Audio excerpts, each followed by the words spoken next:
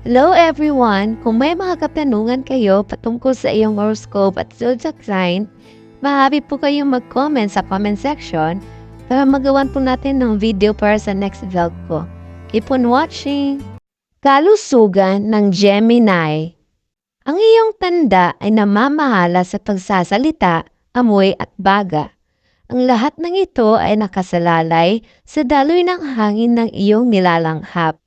Ang iyong kalusugan ay pangunahing apektado dahil sa emosyonal na pagkasira, pagkakulong at sobrang aktibidad. Kailangan mong bigyan ng pahinga ang iyong mga abalang utak para manatiling malusog. May posibilidad kang magdusa mula sa mga isyu na may kaugnayan sa stress tulad ng pagkabalisa, pagkamayamutin, mood swings, kung mahina ang Mercury sa iyong birth chart. Kailangan mong magpahinga upang pagalingin ang mga kumakalat na nerbiyos at i-renew ang sobrang aktibong mga selula ng utak.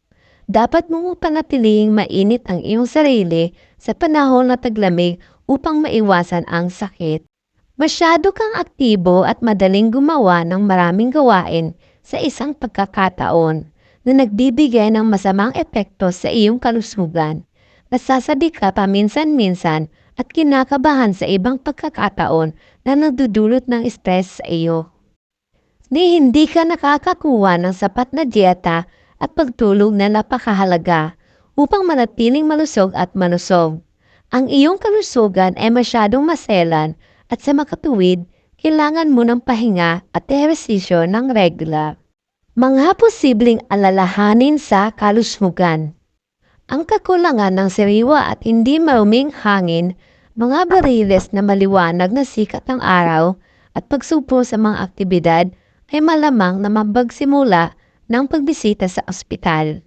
Maari kang maaksidente o madisgrasya dahil sa hindi gustong stress at tumatakbo mula sa isang proyekto patungo sa isa upang matugunan ang mga deadline.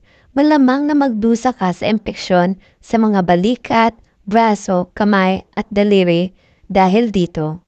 Ang iyong mga baga at bituka ay malamang na mahina. Maaari kang magkaroon ng mga sakit sa paghinga tulad ng hika.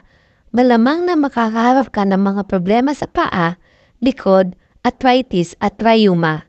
Maaari ka ring magdusa mula sa migraines at insomnia dahil sa sobrang pag-iisip. Maaari kang magdusa mula sa nerbiyos na napakahapo dahil sa pagkabalisa. Madalas kang maapektuhan ng sipon, trangkaso, ubo at impeksyon sa viral. Pagkain para sa Gemini. Mayroon kang maliit na gana at ipinapahayag sa sarili para sa mga tsokolate at iba't ibang mga appetizers. Dapat kang uminom ng sapat na dami ng potassium chloride sa iyong dieta upang bumuo ng hibla, tissue at upang mapanatili ang kalusugan ng iba't ibang organo ng katawan. Ang kakulangan nito ay hahantong sa mga namuong dugo at mga problema dahil sa sirkulasyon ng dugo. Aalisin ito ang bara sa mga baga at bronchial tubes. Bagamat gusto mo ng merienda, pinapayuhan na magkaroon ng mga prutas, yogurt at mas kaunting mga bagay na matamis. Dapat kang kumain ng green beans, kamatis, carrot, dalandan, plum, apricot, pink na suwa, kanin, repolyo at broccoli. Dahil mayaman sila sa potassium chloride, dapat kang kumain ng mga pagkain mayaman sa iron at calcium tulad ng spinach, beetroot, gatas at saging. Mas mainam na iwasan o bawasan ang pag-inom ng kape, aerated drinks, yeasty food at refined sugar sa dieta. Ang kape at mga stimulant ay magpapalala sa iyong kalusugan. Sa halip, dapat kang uminom ng mga herbal o birding tsaa at inumin upang kalmado ang epekto sa mga ugat. Dapat mong iwasan ang junk food upang mapanatili ang enerhiya at mataas na espiritu. Dapat kang uminom at na malusog na nutrients para sa utak tulad ng almond, walnut at avocado. Pisikal na itsura ng Gemini. Ikaw ay payat at maliksi sa pangangatawan at higit sa average na taas. Mayroon kang maganda at maliwanag na mga mata at mga expressions ng mukha. Mahaba at may itim ang iyong pilik mata, ang iyong mga mata ay hindi dumikit sa isang lugar at mabilis na gumagalaw. Meron kang makalugang bibig at maputlang balat. Karaniwang makitid ang iyong mga balikat at fit ang katawan. Ikaw ay mabilis sa iyong mga paa at may mahabang paa. Nakaugalian mo iswing ang iyong mga braso sa isang mahabang sweeping motion. Ang iyong mga tampok ay maliit, binibigkas malambot, nakalulugod at pinong pinait. Tumayo ka ng tuwid at may tuwid at makitid na ilong. Ang iyong baba ay makitid at maayos ang pagkapalagay. Ang mga labi ay manipis, ngunit ang iyong panga ay matulis, matalas at malapad. Ang iyong ulo ay madalas na mahaba at makitid sa pagitan ng mga tenga na may mataas na cheekbones at nakakaakit na malawak na bibig. Ang iyong buhok ay may magandang texture na may katamtamang haba at karaniwang madilim ang kulay. Nagtataglay ka ng isang kahanga-hanga at mataas na tono ng boses. Palagi kang mukhang kabataan, anuman ang iyong edad. Kagandahan ng Gemini.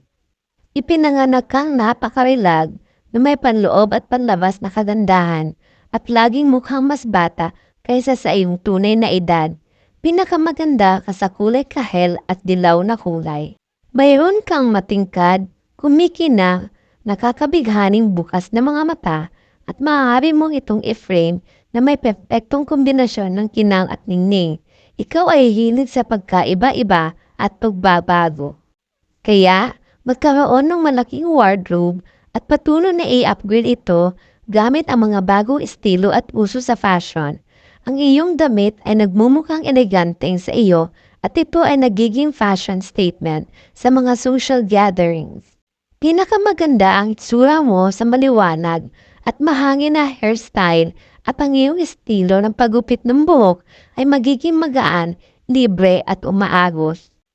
Maaari kang maglagay ng maskara upang gawing mas kaakit-akit ang iyong mga kumikinang na mata.